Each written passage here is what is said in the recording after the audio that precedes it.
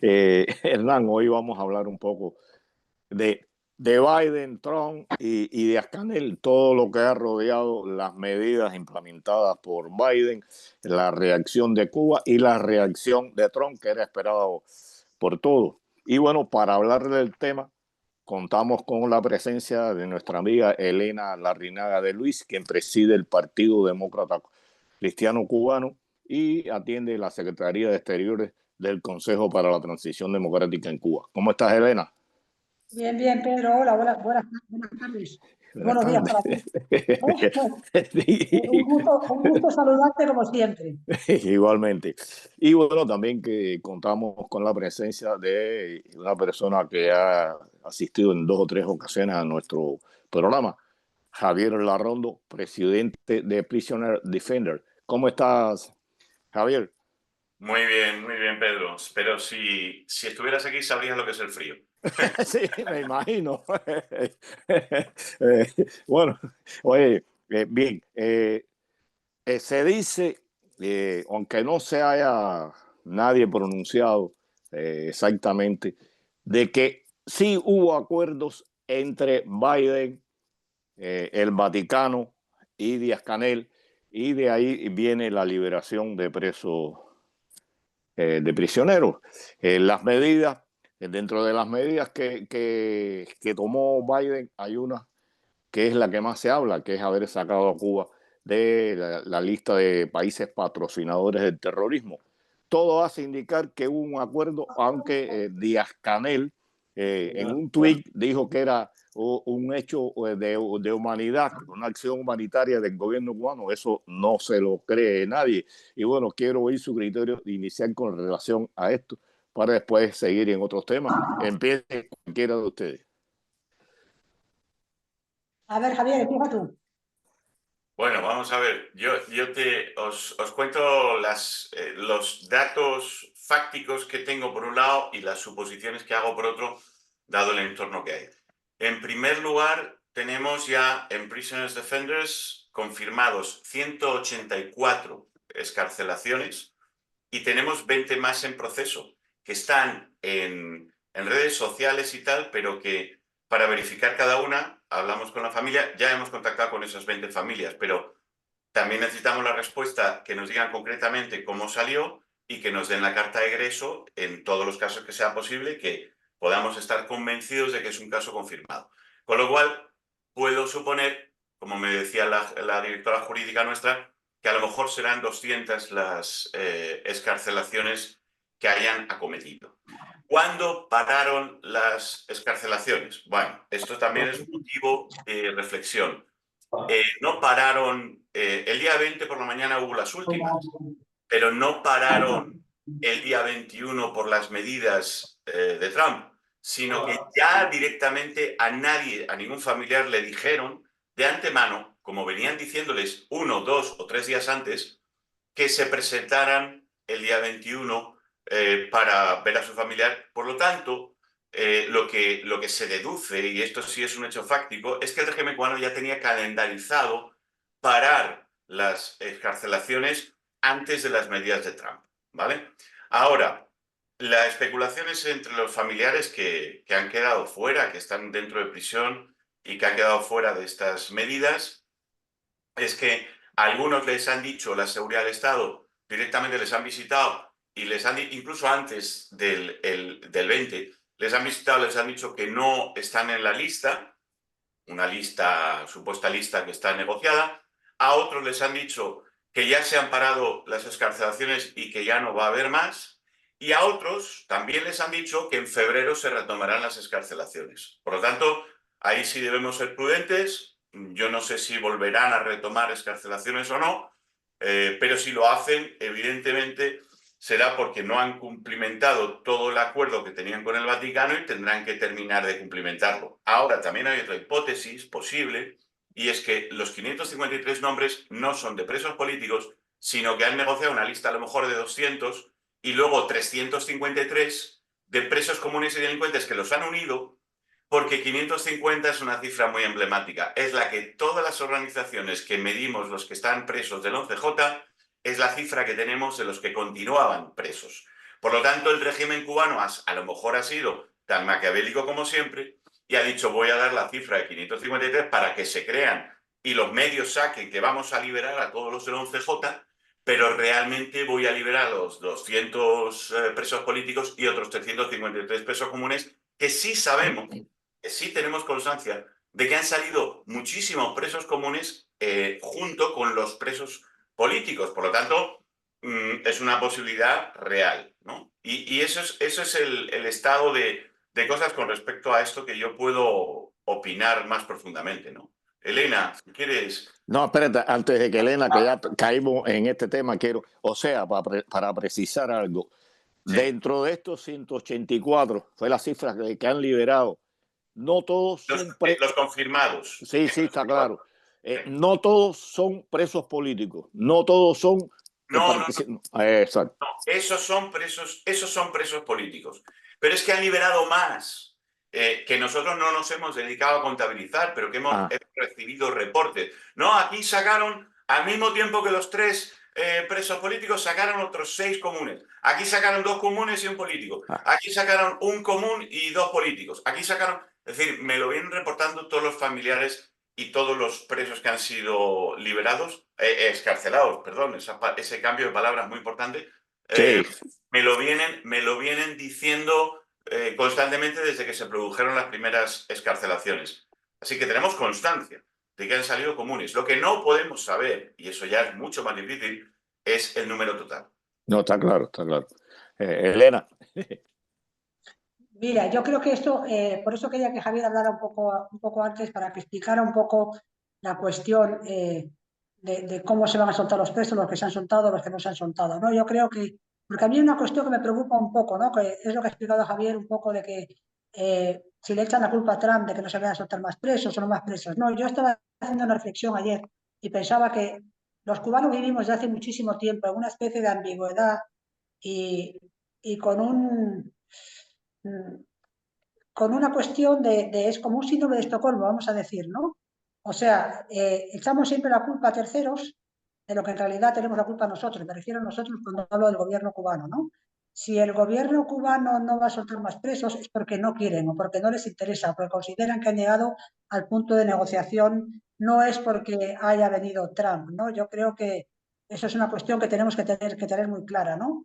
Ellos siempre se han portado así, siempre cuando han estado con la soga al cuello han hecho unos pasos hacia adelante y luego los cortan cuando quieren, ¿no? O sea, aquí no estamos ante una negociación lícita, vamos a decir, ¿no? U honrosa, u honrada, ¿no? Esto es una cuestión yo creo que Biden ha querido hacer un gesto ahí final, que si lo hubiera querido hacer de verdad, lo hubiera hecho mucho antes, lo ha hecho justo el día que se iba, te quiero decir prácticamente, y bueno, como diciendo, yo me da un poco las manos, ¿no? De esta cuestión. Volvemos a estar otra vez en lo mismo, pendientes. Tenemos un doble cerrojo los cubanos, porque tenemos el cerrojo del gobierno y el cerrojo que el gobierno nos impone porque él nada más que trabaja, digamos, en las relaciones internacionales. No le interesa. Yo, cuando la gente critica a Trump, estaremos o no de acuerdo con las cosas que dice Trump, algunas sí, otras no, lo que sea, ¿no? Pero ya me gustaría a mí tener un Trump para Cuba. Un hombre que lo que está pensando es en defender a sus ciudadanos, en mejorar las condiciones de vida, en que la gente tenga acceso a más cosas y en quitarse muchos gastos superfluos que no sirven para nada, ¿no? Ya me gustaría a mí que nosotros en Cuba tuviéramos a alguien parecido a eso, que de verdad se ocupara de la nación como tal, de la ciudadanía como tal y no de los propios intereses, porque nosotros lo que vivimos en Cuba es una satrapía. Los sátrapas mandan y hacen lo que quieren.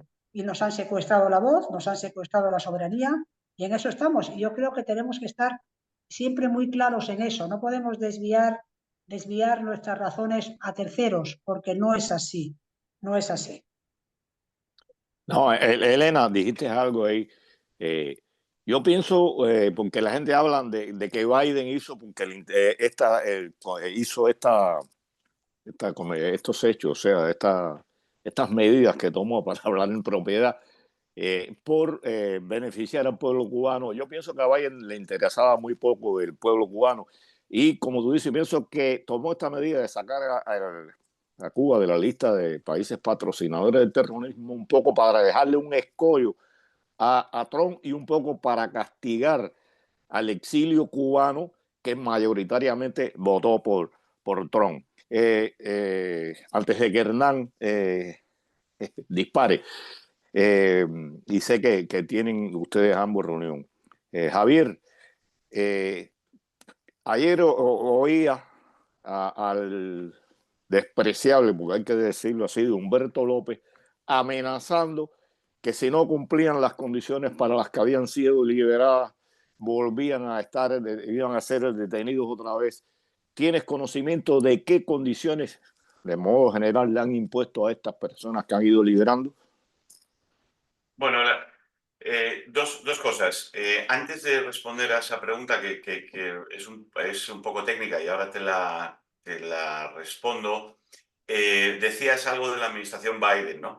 Yo sinceramente pienso que como cubanos, el recibir tanto soporte, apoyo, atención, eh, incluso medios económicos para la sociedad civil, de ayuda a los necesitados, de ayuda a los presos políticos, que se reciben desde las diferentes administraciones americanas, creo que en general debíamos pensar que las administraciones americanas debíamos ser bien pensados. Es decir, que pueden equivocarse como se equivocó Obama, que puede equivocarse como se ha equivocado Biden en otras ocasiones y otros se han equivocado, se equivocó Carter, se equivocó Kennedy, ha habido muchas equivocaciones, pero en general tengo que decir que yo lo que percibo es buenas intenciones por parte de los gobiernos americanos y que esto tampoco lo veo como una cosa maquiavélica de Biden para ponerle un ladrillo a Trump y tal. No, yo lo veo como, bueno, oye, se vieron en el aprieto de querer liberar presos políticos y les pidió la Iglesia Católica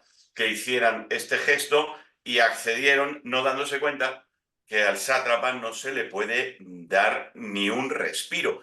Pero yo lo veo como, más bien como un fallo de estrategia o táctica que como una cosa maquiavélica contra Trump. Las condiciones en las que salen, la mayoría son de libertad condicional.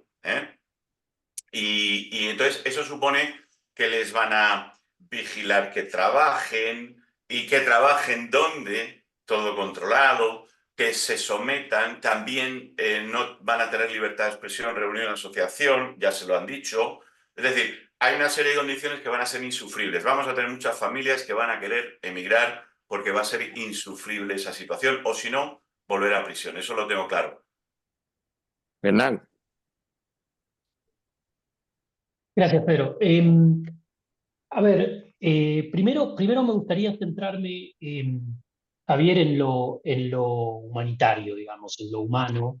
Tú mencionabas que habías tenido oportunidad, bueno, con tu equipo de Prisoner Defenders, de hablar con los familiares y las personas que estaban siendo liberadas y verificar su estado y demás. En qué condiciones has encontrado y han encontrado con tu equipo a las personas que han sido, bueno, yo uso la palabra liberadas, que han sido excarceladas en Cuba? Bueno, había muchísimos desnutridos. Vamos a ver, hay que, dentro del perfil de los presos, que es una cosa a analizar, ahora cuando tengamos el total ya vamos a ir al pormenor y analizar.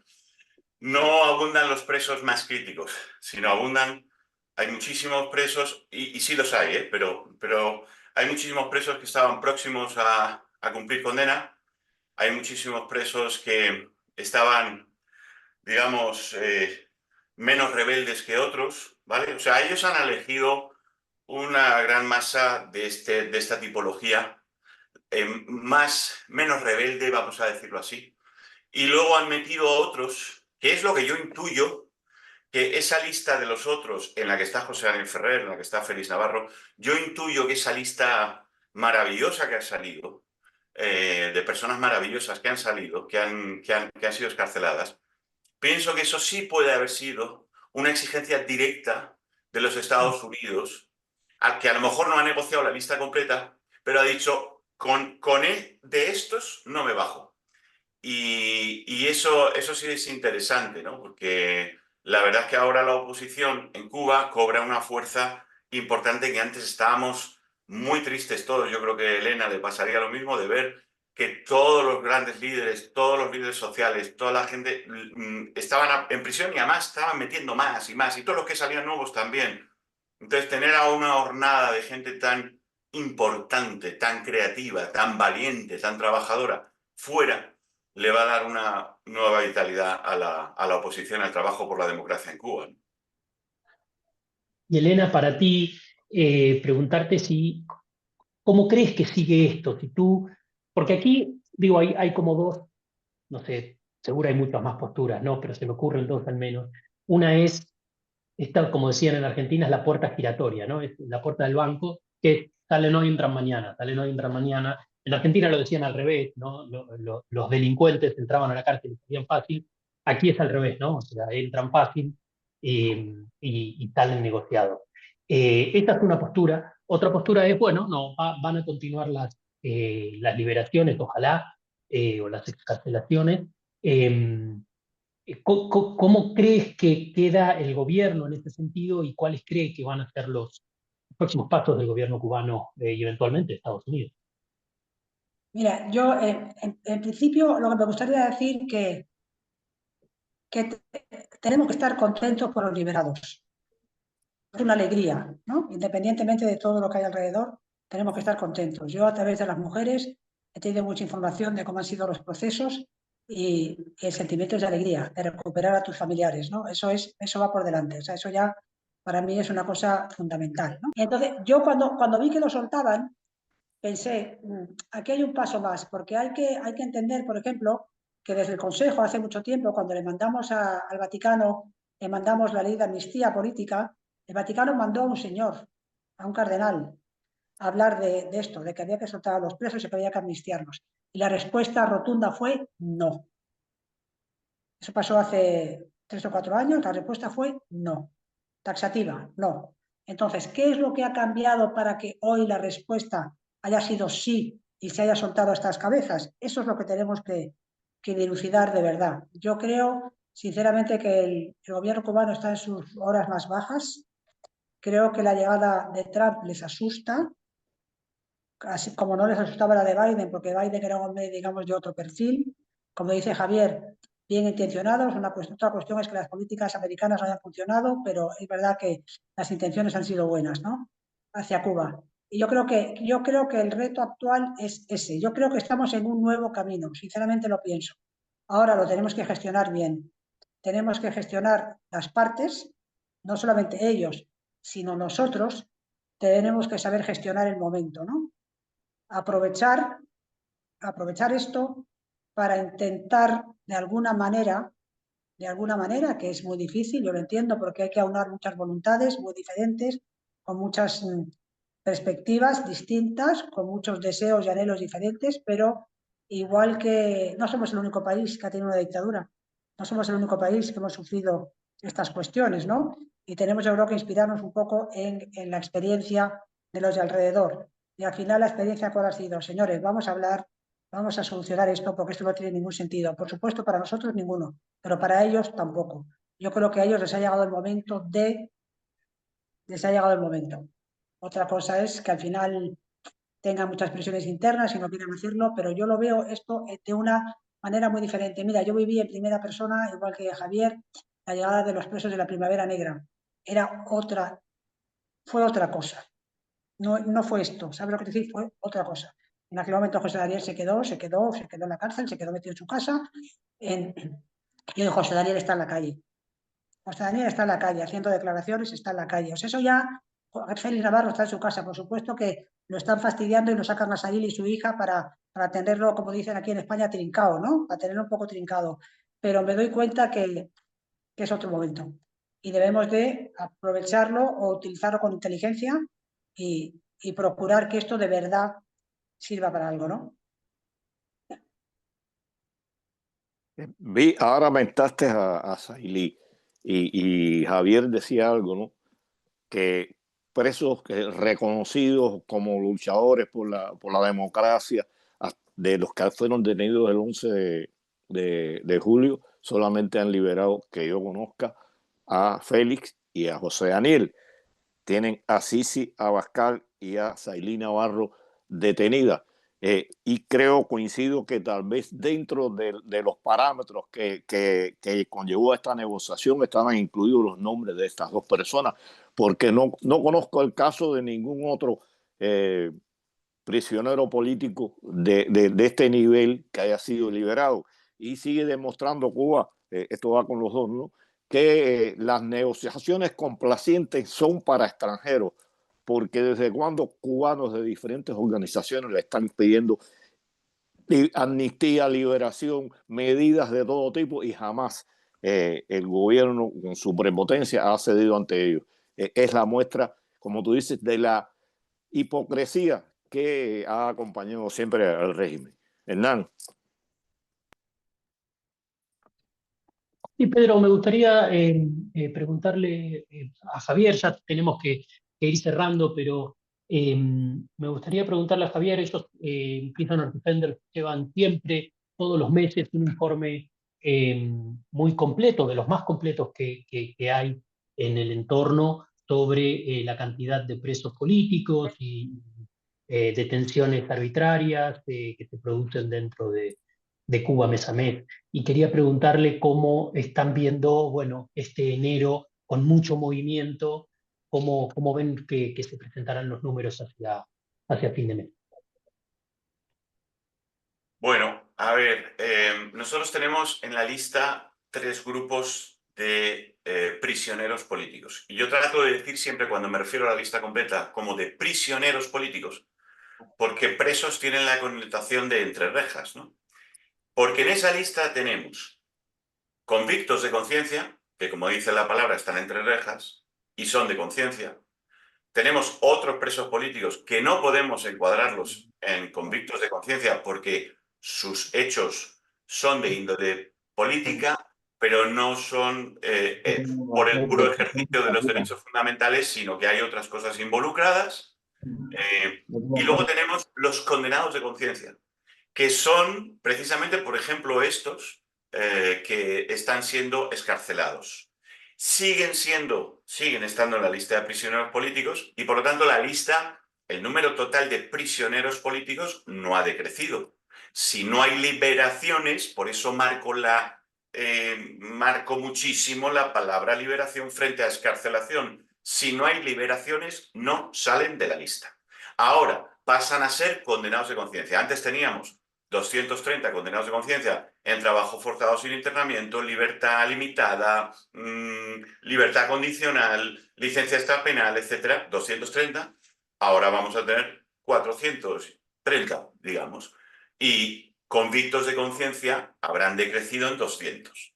Pero la lista, si ves el número total que hay a día de hoy, a pesar de que ha habido bajas, también ha habido altas, de manera que se encuentra ahora mismo en 1.162 y no sabemos cómo terminará el mes, pero a lo mejor en términos parecidos a cómo terminó diciembre, Hernán. Gracias, Javier. Creo que son aclaraciones que vale la pena hacer. Pedro. Bueno, no, yo veo, como tú decías, que como yo digo siempre, el dios Crono nos va marcando. Para ambos, Elena y Javier, algo que ustedes quieran añadir que consideren debe plasmarse en este programa para conocimiento de nuestra audiencia. Bueno, yo, si quieres empiezo yo, porque como Elena está colocando y tal, que tiene ahí un lío tecnológico, empiezo yo. Nada, vamos a ver, es muy importante transmitir un mensaje a esas familias, pero sinceramente lo que yo estoy escuchando últimamente de las entrevistas de José Daniel Ferrer y cómo está hablando, les diría a las familias, escuchen a José Daniel Ferrer. Escúchenle, porque yo no les puedo decir a ustedes no tengan miedo, él sí. Yo no les puedo decir a ustedes no se dejen doblegar, la unión hace la fuerza, porque desde fuera nuestras palabras son muy fáciles de decir, pero no estamos en la candela. Que escuchen a José Daniel Ferrer, que tienen ahí un líder social moderado inteligente, valiente y con un conocimiento absoluto del régimen y de lo que hay que hacer para acabar con esa satrapía, escuchen a José Daniel Ferrer, porque les decía hace unos días, nada más salir de prisión, no tengan miedo, como decía Juan Pablo II, no tengan miedo. Ellos son los que tienen que tener miedo. Y todo ese tipo de mensajes que él está lanzando me parece que es la mejor recomendación para que las familias alimenten su espíritu nacional, patriótico, libertario, de ganas de salir de ese entuerto que es la dictadura cubana, que le escuchen a él. Suscribo completamente tus palabras. Hay que oír a José Daniel, que está ahí y hablando en cubano, en la candela. Nosotros estamos acá y no debemos hacer ese tipo de recomendaciones de salgan a la calle, de hagan esto, aquello, lo otro. Hay que oír, como tú dices, a José Daniel. Elena. Mira, yo creo que estoy con Javier. José Daniel ha hecho unas declaraciones para mi gusto muy importantes, porque ha llamado a no callarse, a seguir hablando, a seguir adelante, pero luego ha tendido una mano. Ha hablado de lo que significa la reconciliación nacional, de que hay que resolver las cosas de una manera civilizada y de que tenemos que caminar todos adelante juntos. Y eso dicho por una persona que ha estado tantas veces en la cárcel, que ha sufrido tanto, que ha sido tan firme, es muy importante, porque yo siempre digo que las denuncias son imprescindibles, pero que nuestra obligación es, al lado de la denuncia, intentar poner la solución. Y que la solución la debemos de poner también nosotros. No podemos dejarla a terceros ni podemos delegar en otros. Tenemos que ser nosotros los que pongamos la solución a nuestro problema, que es nuestro país. Y eso se hace siendo generoso, tendiendo la mano y asumiendo una serie de realidades y de circunstancias que nos tocarán. Hernán, ¿te queda algo? Nada, simplemente despedirme y agradecerle a Javier y a Elena el habernos acompañado, el habernos ayudado a interpretar lo que está sucediendo en Cuba como siempre, y a nuestra audiencia dejarle hecha la invitación como siempre para el próximo sábado, 5:30 de la tarde, por las redes de Cubanet para seguir pensando Cuba.